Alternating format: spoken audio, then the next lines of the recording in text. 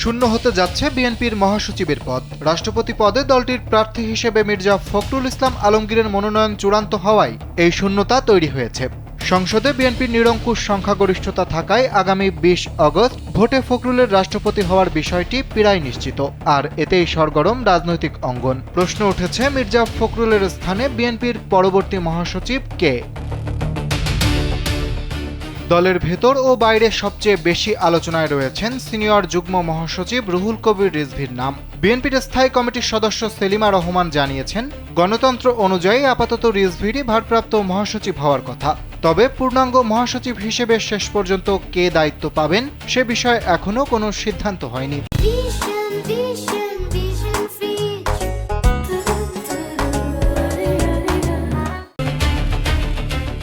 বিএনপির গঠনতন্ত্র অনুযায়ী স্থায়ী মহাসচিব জাতীয় কাউন্সিলের মাধ্যমে নির্বাচিত হন।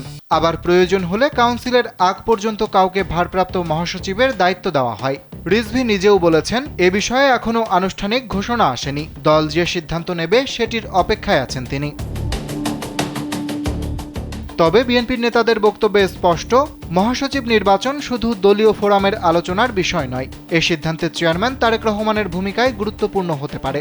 এদিকে মির্জা ফখরুলের সঙ্গে রিজভীর নাম আলোচনায় আসার পেছনে রয়েছে দীর্ঘ রাজনৈতিক পথ চলা। ২০১১ সালে খন্দকার দেলোয়ার হোসেনের মৃত্যুর পর তৎকালীন সিনিয়র যুগ্ম মহাসচিব ফখরুল ভারপ্রাপ্ত মহাসচিব হন।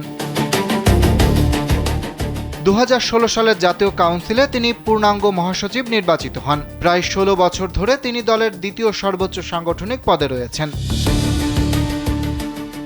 এখন তার উত্তরসূরি হিসেবে রিজভীর নামই সবচেয়ে বেশি আলোচিত হলেও আরও কয়েকজন নেতার নাম বিভিন্ন গণমাধ্যমে এসেছে। এর মধ্যে রয়েছেন স্থায়ী কমিটির সদস্য ও স্বরাষ্ট্রমন্ত্রী সালাউদ্দিন আহমদ এবং ২ যুগ্ম মহাসচিব শহীদউদ্দিন চৌধুরী অ্যানি ও হাবিব উন নবী খান সোহেল।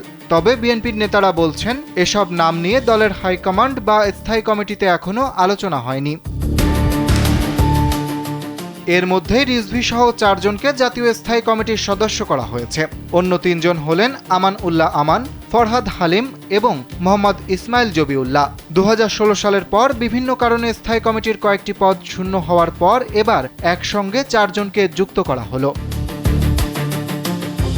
এদিকে বিএনপির ইতিহাসেও মহাসচিব পদটি গুরুত্বপূর্ণ।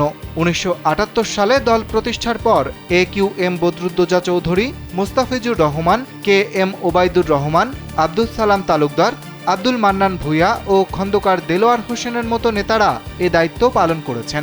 সবচেয়ে দীর্ঘ সময় মহাসচিব ছিলেন মির্জা ফখরুল ইসলাম আলমগীর। তবে ফখরুলের উত্তরসূরি কে হবেন সেটি চূড়ান্ত হবে রাষ্ট্রপতি নির্বাচনের পর। কারণ বিএনপির ভাষ্য অনুযায়ী তিনি এখনও শুধু রাষ্ট্রপতি প্রার্থী। নির্বাচিত হয়ে শপথ নেওয়ার পরই মহাসচিব সহ দলীয় অন্যান্য পদ শূন্য হবে। অরিত্র বাসু, কালবেলা।